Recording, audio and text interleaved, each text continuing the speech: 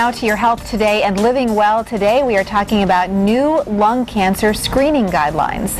Dr. Glenn Van Norden is here with Spectrum Health, from Spectrum Health Medical Group, and here today to talk about what patients need to know more about lung cancer here. Dr. Van Norden, thanks for being here. This is a story that I have actually had a very personal story with this. My sister-in-law passed away last year, a non-smoker who was diagnosed at the age of 40 with lung cancer, incidentally, as she was preparing for a different kind of surgery altogether. And you know, every time I hear about some new screening for lung cancer, I think it's really a good thing. Exactly. That story is so common.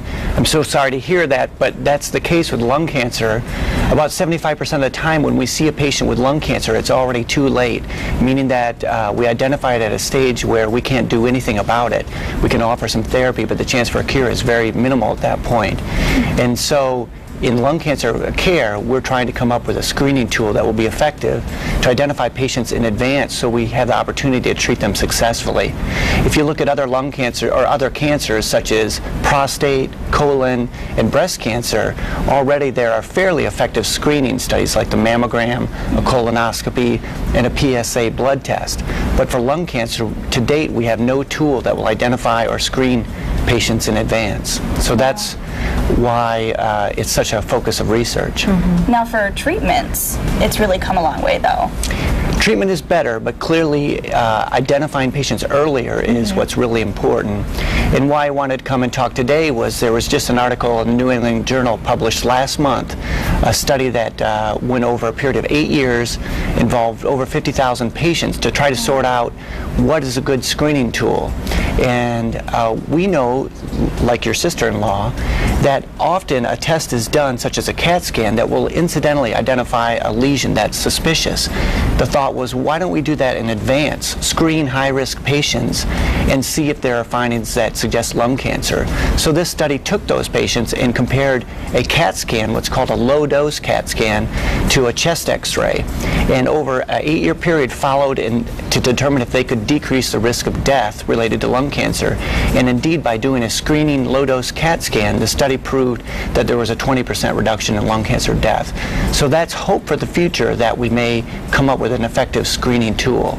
And what right now do you think will be the new protocols for actually being able to offer this to those higher risk patients? Yeah, that's an excellent question, and that's where things lie at this point, where it's difficult to say, but they need to do a feasibility study or a cost analysis to see if it's effective to put this into place. For that one person that has a screening study and it comes up with lung cancer, great, that's a really good thing. But to apply this nationally involves a lot of money. And unfortunately, one of the biggest problems with a screening study is that a lot of time we come up with what's called a false positive, meaning that we see a lesion that could be lung cancer, but it doesn't turn out to be lung cancer. So there's that mold that sometimes people or get? A scar or anything like that. So unfortunately, they go down a road where they need additional CAT scans or biopsies or procedures or surgeries only to find out if they hadn't done this screening study in the first place, they would have been fine. And the study showed that in the 50,000 patients, 36% of the time there was a false positive. So that's a lot of people. And when they tease that out, only 4% of those false or positive studies proved to be a lung cancer. But again, for those 4%, it's a great thing. And Absolutely. it was very important. It probably saved their life. And indeed, the study does show it decreases death.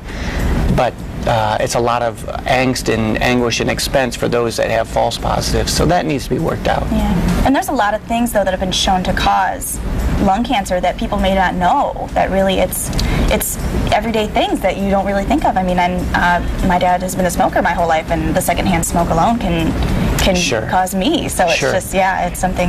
It's hard to put a percentage on the risk that secondhand or what we call passive smoking provides, but it clearly is a risk factor. Tobacco exposure is clearly the most common cause. It accounts for 90% of lung cancer deaths. But other things like radon gas exposure, asbestos exposure, or other toxins in the environment that are in less quantities still provide a lung cancer risk. So what's the next step here? You have this 8 years worth of data. Correct. Are you taking a position, I know Spectrum Health is just on the forefront all the time of really analyzing these kinds of sets of data and trying to figure out, you know, what should we be doing? What's the next step? We're obviously looking for the next set of national studies, but already we've met several times at Spectrum to try to get ahead of the game and form what we're going to call a clinic, or a lung cancer screening clinic. We already have the lung cancer clinic that is very good in working with established cases or suspected cases, but in terms of coming up with a screening clinic, that's what we're working on. So as soon as we tease out the details of this, we'll be ready to go and lay that out.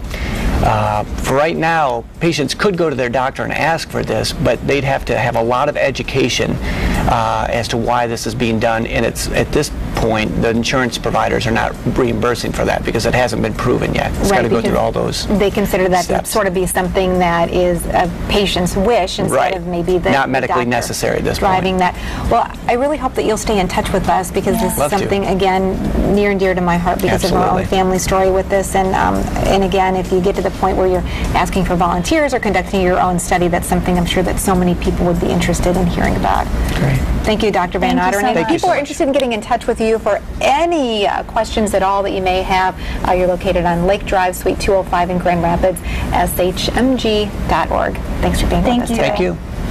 Stay with us. We'll be right back.